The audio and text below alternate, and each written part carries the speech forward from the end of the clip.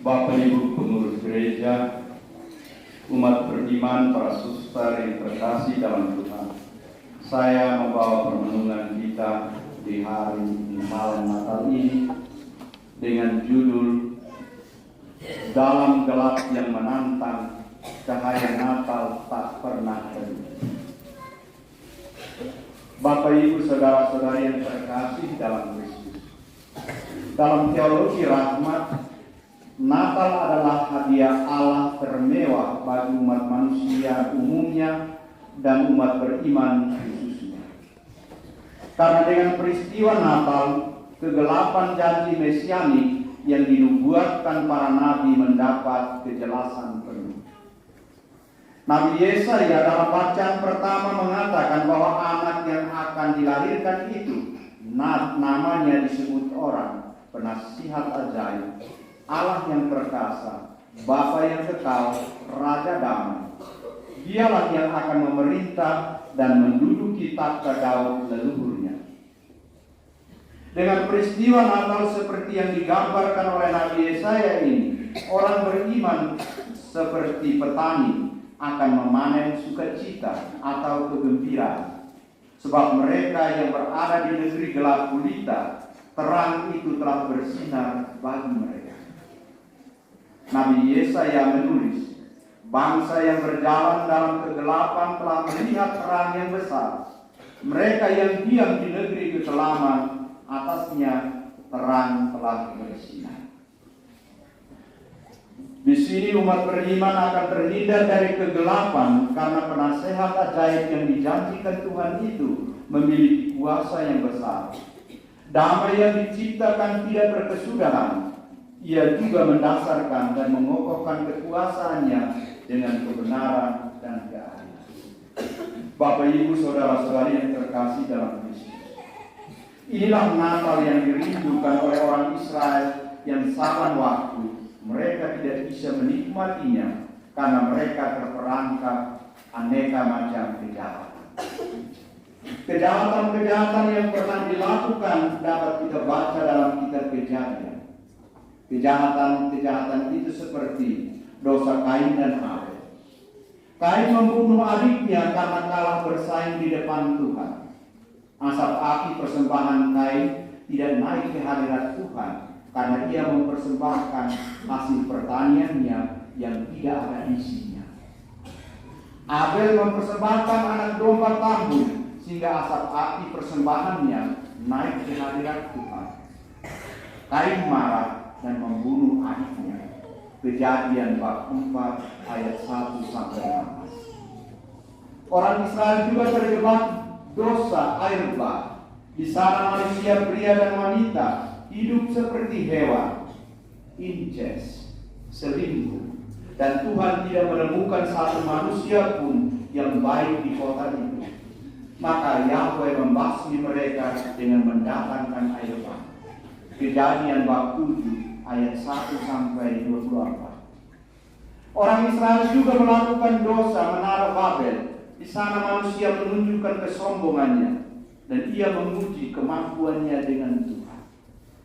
Kejadian bab 11 ayat 1-9. Orang Israel juga melakukan dosa di Sodom dan Gomora. Dosa di mana laki-laki kawin sama laki-laki. Oleh karena ganasnya laki-laki itu, mereka mau memperkosa dua malaikat utusan Tuhan yang datang memeriksa keadaan mereka. Kejadian bab 19 ayat 1-29. Dosa lain adalah dosa idolatria atau menyembah berhala. Di sini Tuhan disingkirkan dan dewa-dewa diutamakan. Keluaran bab 32 ayat 1-35. Inilah model kegelapan zaman lampau yang memposisikan manusia sebagai makhluk inhuman, makhluk yang bukan manusia. Kegelapan masa lampau ini masih berlanjut hingga kini. Maka kini di sini kita membutuhkan Natal bukan cuma seberkas cahaya lembu, tetapi kita membutuhkan Natal sebagai sol invictus, matahari kemenangan. Sehingga panas terik mentari dapat menghapus kelekatan manusia pada hal-hal yang merendahkan martabat iman umat beriman. Bapak Ibu Saudara-saudara yang terkasih dalam Kristus, bila Kristus Raja Palungan itu mampu mengatasi perilaku inhuman atau tidak manusiawi ini, maka malam Natal ini dinamakan malam terang, malam kudus.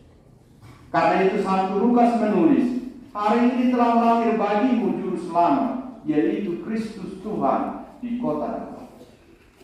Yesus yang lahir pada malam ini, Ia akan menumpas kegelapan dunia. Ia akan menumpas kegelapan tanpa senjata, tanpa pasukan perang. Senjata andalannya adalah palungan dan lampin. Palungan dan lampin ini dua barang yang tidak berharga.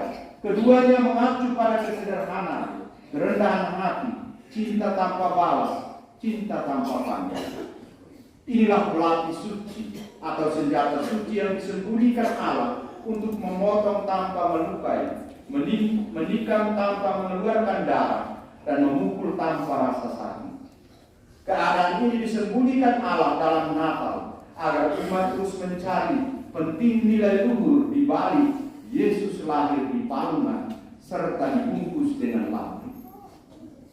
Bapak Ibu Saudara-saudari yang terkasih, Dia yang kita kenal kelahirannya ini juga tidak punya siapa-siapa. Ia tidak punya massa pendukung. Ia tidak punya partai. Ia juga tidak punya uang pelicin.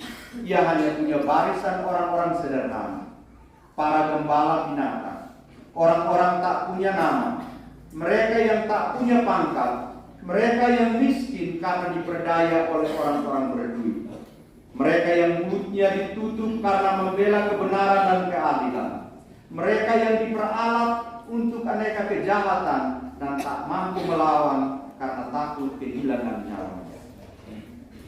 Bagi mereka inilah bayi Emmanuel rela lahir di kandang Nina, ditidurkan dalam palungan dan mengenakan pakaian tak layak pakai.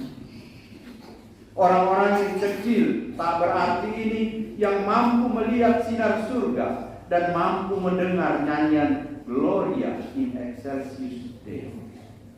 Karena itu jangan takut menjadi orang sederhana yang suci, tetapi jangan pula takut menjadi orang besar, pejabat yang berhati palungan dan mampu membuka pakaian sobek kaum miskin dengan berkata jujur, berbuat benar dan adil. Pejabat berhati palungan akan menaruh rakyatnya di atas kepala sebagai mahkotanya. Malaikat-malaikat yang melihat mereka akan berjanji memuliakan perbuatannya itu.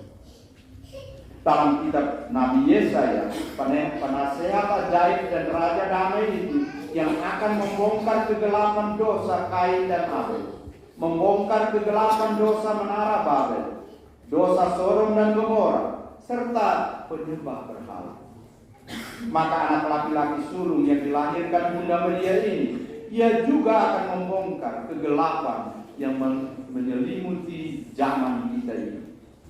Pangeran Palungan akan ikut membongkar kegelapan beragama secara dangkal dan sempit yang tidak pro pada kehidupan manusia dan melahirkan ujaran kebencian, intoleransi, dan terorisme. Benar kita katakan, dalam gelap yang menantang, cahaya Natal tak pernah redup. Bapak Ibu Saudara-saudari yang terkasih dalam Kristus, di keuskupan kita ini gelap dalam bentuk brutalisme. Kejahatan seperti ini adalah kotoran hewan di kandang Bethlehem atau rumah penduduk Bethlehem yang sesak dan tidak mau menerima Bunda Maria untuk melahirkan bayinya, Pangeran Perdamaian. Lalu kita bertanya, mengapa kegelapan ini tetap ada dan menyelimuti dunia kita? Kegelapan itu ada karena hati manusia seperti kandang hewan yang tidak terurus, sehingga kita lebih menciptakan budaya kematian daripada budaya kelahiran yang menerangkan hidup bersama.